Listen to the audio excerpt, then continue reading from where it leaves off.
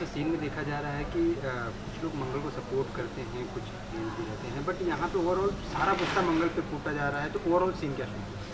Overall scene ये है कि आपने देखा काफ़ी कुछ हुआ है मंगल के साथ आए कुछ दिनों में।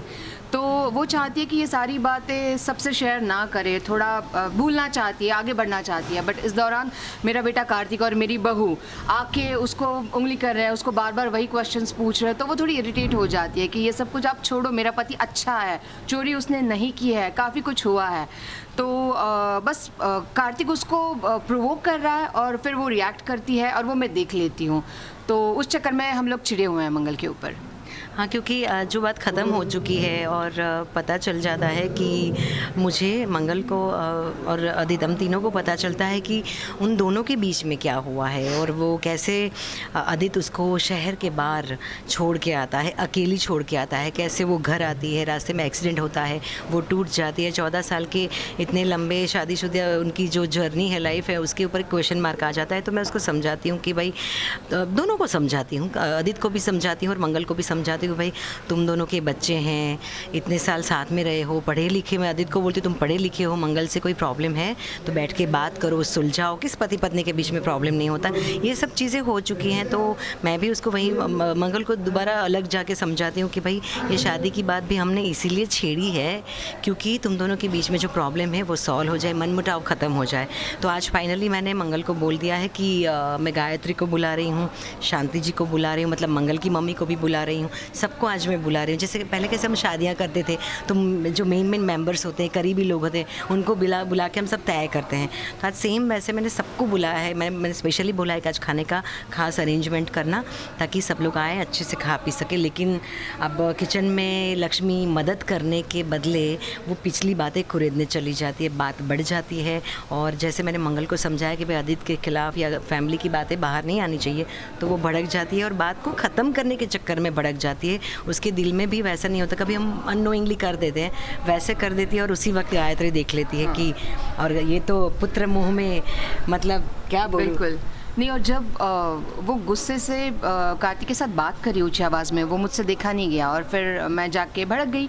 लेकिन उसके बाद भी जब मैं मेरे बेटे को लेके घर वापस जाना चाह रही, तो मेरा बेटा है कि अपनी भाभी की साइड लिए जा रहा है, तो और अनाप शनाप कुछ भी बात कर रहा है, तो उस चक्कर में मैंने कार्तिक पे भी हाथ उठा दिया है, मगर थप्पड़ नहीं मार पाई। बट जीजी की वजह से मैं रुक गई और जो भी गिले शिकवे हुए हमारे बीच में हम लोगों ने सॉल्व कर लिए हैं।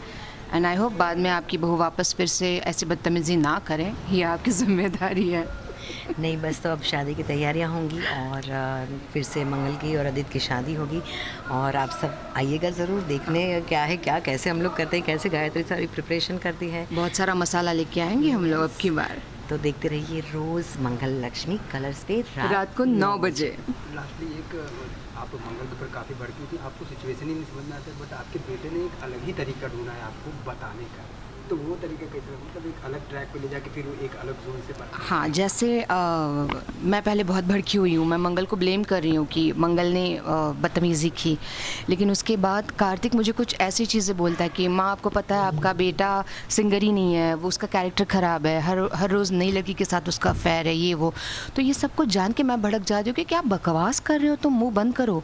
फिर वो मुझे रियलाइज़ करवाता है कि देखिए बकवास बात सुनने के बाद आप चिढ़ गई, आपका तो हाथ उठ गया, मगर मंगल भाभी, उनसे मैंने कुछ बातें ऐसी की जो बकवास थी, जो सच नहीं थी, इसीलिए मंगल भाभी ने तो हाथ नहीं उठाया, आपने तो हाथ उठा दिया, उनकी तो सिर्फ आवाज़ बढ़ी थी।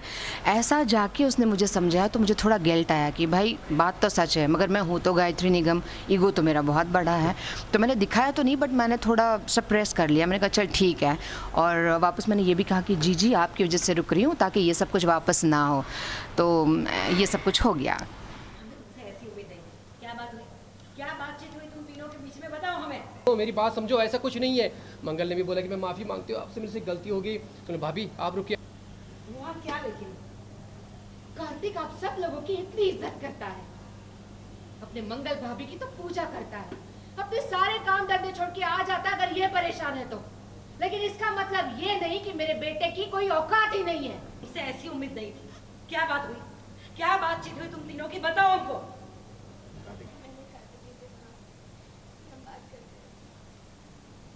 अच्छा, तो ये सारा तमाशा लक्ष्मी का किया था। मौसी जी फूट डाल दी ना इसने उसमें। ये मनहूस है इसकी। कि अम्मा इसमें सिर्फ मेरी गलती है, उसे चिल्लाने की कोई जरूरत नहीं है। दामाद जी मैं धोखेबाज हूँ और मेरा ना हर दिन एक नई लड़की के साथ अफेयर होता है। क्या बोल रहा है? उसके देखा उसने थप्पड़ मारने को गई। कार्तिक देखा देखा मम्मी, आपको भी गुस्सा है ना ऐसी बात से? तो ठीक वैसे ही हुआ मंगल भाभी के साथ भी। और ऊपर से रोज एक नई क्या नई बात, ये क्या बोल दी इसने? वहां से क्रांति ने बोला कार्तिक मारने को गई, हाथ उठाया। क्या सोच के मंगल उससे आग दिखा रही है? हाँ, ऊंची आवाज में उससे बात कर रही है जैसे उसकी इस घर में कोई औकात ही नहीं है। ऊंची आवाज में चिल्ला रही है जैसे मेरे बेटे की इस घर में कोई हैसियत ही नहीं है। सॉरी मौसी जी, सॉरी।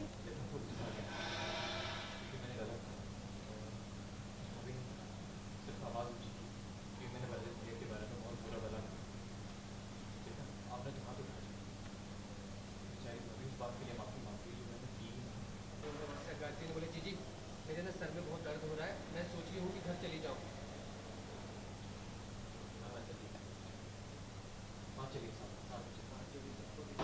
चुप रहो कार्तिक, तुम अभी भी उसी का साथ दे रहे हो। हाँ मैंने बात भी कुछ ऐसी की। अरे जो भी बात की हो, हाँ, तुमने घर से जाने के लिए कहा था ना, तो जा रहे हैं। चलो कार्तिक। हाँ प्लीज। उसे ऐसी उम्मीद नहीं थी। क्या बात की थी तुमने? दरअसल भाभी की गलती नहीं, मैंने उन्हें उकसाया। इसकी बर्दाश्त नहीं कर सकती। मौसी जी, गायत्री, गायत्री रुको, क्या हुआ? सब कुछ बर्दाश्त कर सकती हूँ जीजी, मगर मेरे बेटे के साथ की हुई बदतमीजी नहीं। हुआ क्या लेकिन? मैं बताता हूँ क्या हुआ। भाभी की गलती नहीं, मैंने उन्हें उकसाया। ऐसा क्या कह दिया था तुमने? ऐसी क्या बात कह दी थी तुमने कार्तिक? ऐसी क्या बात कह दी तुमने कार्तिक, जो मंगल ने तुम्हें इतना सब कुछ सुना दिया? जरा खुल के कहो। अभी नहीं तो पूजा करता है, अपने सारे काम धंधे छोड़ के आ जाता है, ये परेशान होती है तब। लेकिन इसका मतलब ये नहीं कि मेरे बेटे की कोई औकात ही नहीं है। क्या हुआ है गायत्री?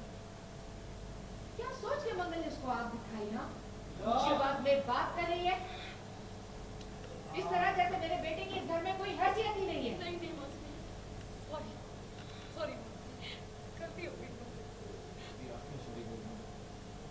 कार्तिक, तुम अभी भी उसी की साइड ले रहे हो? हाँ मैंने बात ही कुछ ऐसी की। अरे क्या, जो भी बात की हो वो तुमसे ऐसे बात नहीं कर सकती। और तुमने क्या कहा था कि घर छोड़ के जाए ना? अब जा रहे हैं हम। नहीं मौसी जी, वो उस रात कहीं नहीं मिली हमको, और फिर पता चला कि बेहोश थी। तो हम सब उनसे जानना चाहते थे कि हुआ क्या है। कार्तिक तुम्हारी फिक्र कर रहा है और तुम उसे ये सिला दे रही हो उसकी भलाई। अच्छा, तो ये सारा तमाशा लक्ष्मी का किया धरा है। नहीं मौसी। कार्तिक, बीच में मत बोलो। ये तुम्हारी बहन की शादी की तैयारियां करने के लिए, और देखो तुमने क्या करवा दिया। बेचारे कार्तिक को भी फंसा दिया। क्या? चलो। नहीं मौसी जी, ये मतलब नहीं था। मैं बता रहा हूँ अगर भाभी की गलती नहीं तो मैंने उकसाया, तो ये उकसाएगा ही। अरे तुम जो कुछ भी कहो, मगर ये तुम्हारे साथ ऐसे बात नहीं कर सकती। माफी मांग, अब जाने दो। खुल जाओ सब कुछ। वैसे भी तुमने देखा है कि इन दिनों मैं सब देखा है। अब अच्छा समय आया तो आ जाओ। जान के है ना क्या खुशी हो रही है। बस आप कह रही है इसलिए जाने दे रही हूँ। ठीक है जी, सिर्फ आप कह रही है इसलिए छोड़ रही हूँ, पर आगे से ऐसा ना हो। हाँ मौसी जी, ऐसा कभी नहीं होगा। सब भूल चूक माफ कर दीजिए, सब खत्म हो गया। भाभी अगर आपने एक बार और सॉरी बोला ना तो मैं आपसे नाराज हूँ। अगर आपको मुझे कुछ देना ही है ना तो अपना आशीर्वाद लीजिए। वो क्या है ना, बचपन से तो उसको मिला है उसका आशीर्वाद। मेरी बारी है, क्यों?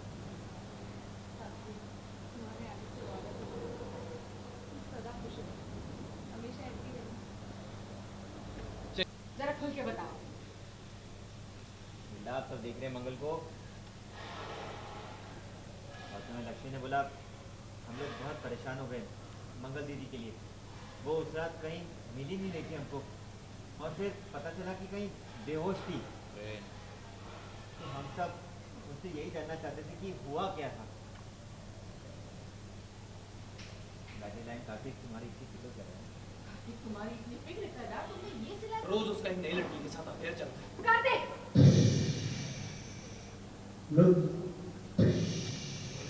बात को